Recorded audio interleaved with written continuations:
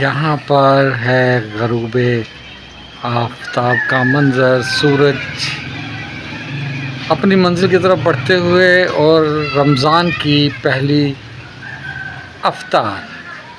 अस्सलामुअलैकुम, मैं हूँ आपका होस्ट शहबाज ज़ैदी। आप देख रहे हैं शहबाज ब्लॉग 2694।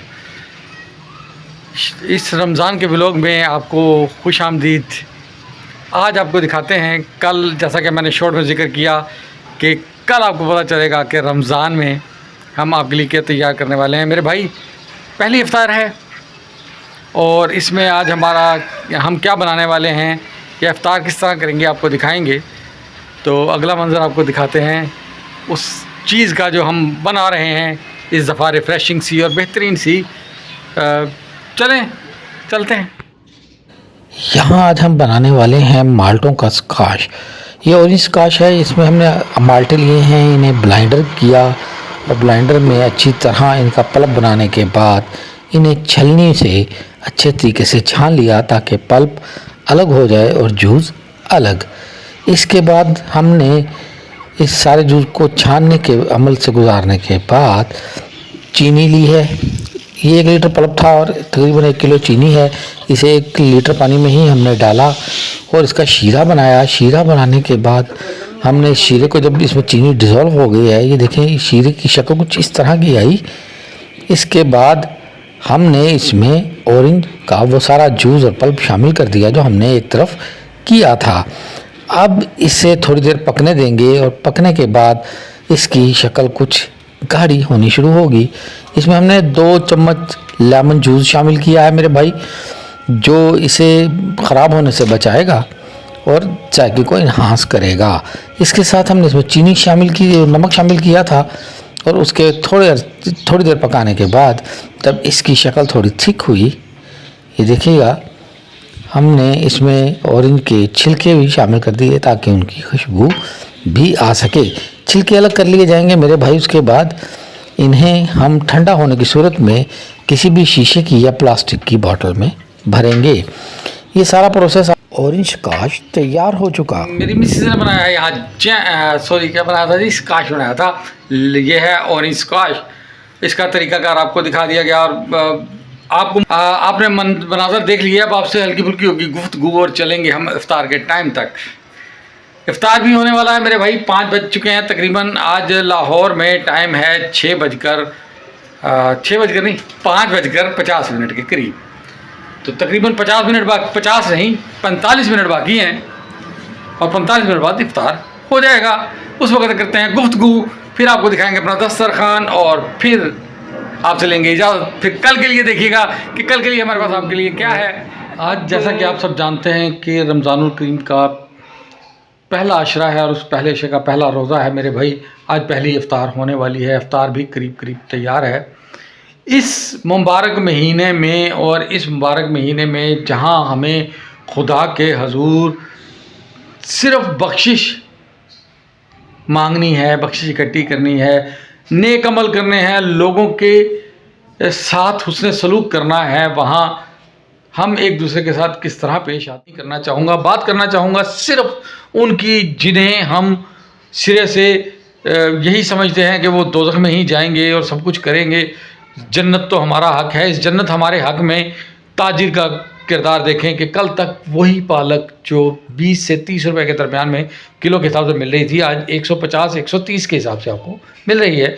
वही आलू जो कल तक 15-20 रुपए किलो के हिसाब से था मेरे भाई, मैं ख़ुद लेके आया था पिछले हफ्ते, तो वही आलू अब फिर 150 पे चला गया मेरे भाई। अभी वही खजूर जो बिल्कुल हल्की खजूर है निकल के आई है, वो खजूर जो 400 रुपये किलो से भी ऊपर की नहीं है मेरे भाई, वो 800 रुपये किलो है। आप पे आसान करके आपको 700-750 रुपये किलो दे दी जाए तो और बात। मगर देखिएगा, मुनाफा करने के लिए, मुनाफाखोरी करने के लिए आपके पास 11 माह हैं। बस चौधरी, तो क्या आप पे नहीं है कि आप ज़ख़ीरा अंदोज़ी से जान छुड़ा लें इस 1 माह के लिए? बाकी आपके पास माह हैं, उसमें जाएं और लोगों को ये ना एहसास होने दें कि आप उनसे लूट मार कर रहे हैं। मेरे भाई, कोई जायज़ मुनाफा रखिए। इस इस अय्याम में, इन अय्याम में मैं इससे ज़्यादा कुछ नहीं कह सकता कि ये वो महीना है जिसे आप माह मुबारक का महीना कहते हैं। अल्लाह आप पर रहमतें करता है मेरे भाई। अल्लाह रहमतें क्यों करे जब आप ही अल्लाह की मखलूक पे रहमत नहीं करते। चले बहुत ज़्यादा हो गया, हल्की फुल्की गुफ्तगू करते हैं मेरे भाई। तल्ख इसलिए था कि बाज़ार से आया था, मैंने देखा रास्ता जो है वो फुल रैश तरीके से ड्राइव हो रहा है, इधर से घुस इधर से निकल, और लोग क्या कर रहे हैं कि अब जैसे आज जाएंगे और दुनिया तबाह होने वाली है। मुझे ये नहीं समझ आती कि क्या दुनिया तबाह हो जाएगी। लोगों को इस तरह का एहसास दिलाया जाता है मेरे भाई कि जो आप देखें कि रोड के ऊपर इतनी स्पीड से बाइक जा रही है जैसे कोई खलाई मखलूक आई है, उसने हम पे हमला करना है और हमें तबाह बर्बाद करके गुजर जाना है, हमें इस शहर को खाली करना है। और भाई क्या ज़रूरी है कि आप इफ्तार से 10 मिनट पहले ही निकलेंगे और इफ्तार लेके आएंगे गवर्नमेंट को। अच्छा, जहाँ तक मेरा दिल कर रहा था, अब मैं एक बात कर दूँ मज़ा में कि हमारी गवर्नमेंट ऑफ पाकिस्तान को कुछ ऐसा करने की ज़रूरत नहीं है मेरे भाई। ना तालीम दें ना कुछ दें, पकौड़ों समोसों की दुकानें खोल दें और हर इफ्तारी वाले करने वाले को दे दें। आप घर में बना नहीं सकते मेरे भाई, तो जाके बाजार की दुकान में लाइन में लग जाते हैं और छड्डो कौन खर्चे। और भाई मेहनत नहीं करनी चाहते आप। कैसी अपमानजनक बातें कर रहा है। गुफ्तगू करते करते मैं आ गया हूँ किचन में, जहाँ तैयारी हो रही है इफ्तार की, क्योंकि इफ्तार हुआ ही चाहती है मेरे भाई। पकौड़े वगैरह बनाए जा रहे हैं और इसके साथ जब रोज़ा इफ्तार होगा तो फिर मैं वही करूँगा कि आपको दिखाना मकसूद नहीं था, दिखाया कि जो हमने स्काश बनाया था मेरी मिसेज ने वो आपको दिखा दिया। जो हम इफ्तार करेंगे हल्की फुल्की सी, वो दिखाने के बाद मैं आपसे इजाज़त चाहूँगा। मगर बात वही है जो मैं आपसे करना चाहता था। अबे जल्दी बोल, कल सुबह पनवेल निकल। आपको मेहनत का ही सिला मिलना है तो आपको मेहनत करनी पड़ेगी। अब दुनिया है, ये दुनिया जो है ये दारुल असबाब है। इस दारुल असबाब में आपको असबाब हैं और आपको उसके लिए स्ट्रगल करनी है। मतलब आम अगर आप खाना चाहते हैं, घर में आपके जगह है तो आम की गुठली बीजें, उस दरख्त को करें और कर लें। और अगर आपके पास पैसे हैं तो जाकर बाज़ार से ख़रीद लें।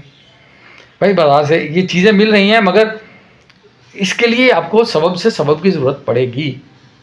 यही आज का मेरा मोटिवेशन समझिएगा कि अगर आप कुदरत से रहमत के तलबगार हैं तो मेरे भाई कोई सबब पैदा करें कि उसकी मखलूक पे रहम करें ताकि वो आप पे रहम करे, ना कि आप फ़िरौन बन जाएं और चाहें कि अल्लाह आपको बख्श दे। तो ऐसा होगा नहीं।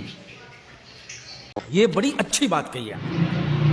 ऐसा हो कि आप चाहें अल्लाह तो आप पे रहम करे मगर आप किसी पे रहम ना करें, आप चंगेज़ खान बन जाएं। तो मेरे भाई कुदरत तख्त उल्टने में तख्त से तख्ता। बड़ा अच्छा शेर याद आया, शाम हो रही है और शाम के हिसाब से मुझे एक शेर याद आ रहा है कि सुबह के तख्त नशीं शाम के मुजरिम ठहरे, हमने पल भर में बदलते हुए ज़माने देखे। सुबह के तख्त नशीं शाम तक बड़े बड़े हुक्मरान आए हैं, आपने देखा होगा। जिस वक्त थे तो कहते थे हमसे बेहतर कोई नहीं, और जब गए तो ऐसे गए कि किसी ने उनका नाम भी नहीं लिया। अरे भाई रमज़ान का महीना आता है मैदे को सुकून देने के लिए, मगर हम उसके साथ आक्रमण करके उस पर वो एक घुसपैठ करवा देते हैं इतनी सारी चीज़ों की कि मैदे की आम दिनों में तो वैसे ही बेचारे की हालत ठीक रहती है, रमज़ान में आके वो थोड़ा सा फ़र्क पड़ जाता है। अब आपको दिखाना सिर्फ ये था कि एक हल्की फुल्की सी, आपको रमज़ान का महीना है, थोड़ी सी इंटरटेनमेंट आइए। कि अगर आपको मेरा आज का ये व्लॉग पसंद आया तो मेरे चैनल को लाइक करें, सब्सक्राइब करें, बेल आइकन को प्रेस करें।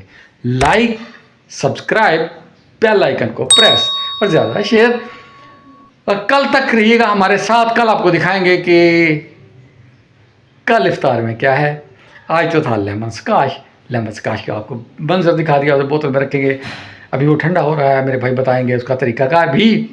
तो आपने वो तरीक़ाकार देख ही लिया है मेरे भाई, उस तरीके से बनाया जाता है। और उसे जब इस्तेमाल करेंगे पी के उसका टेस्ट भी बताएंगे, क्योंकि अभी तो वो खासा गर्म है, ठंडा नहीं हुआ मेरे भाई, पक रहा है।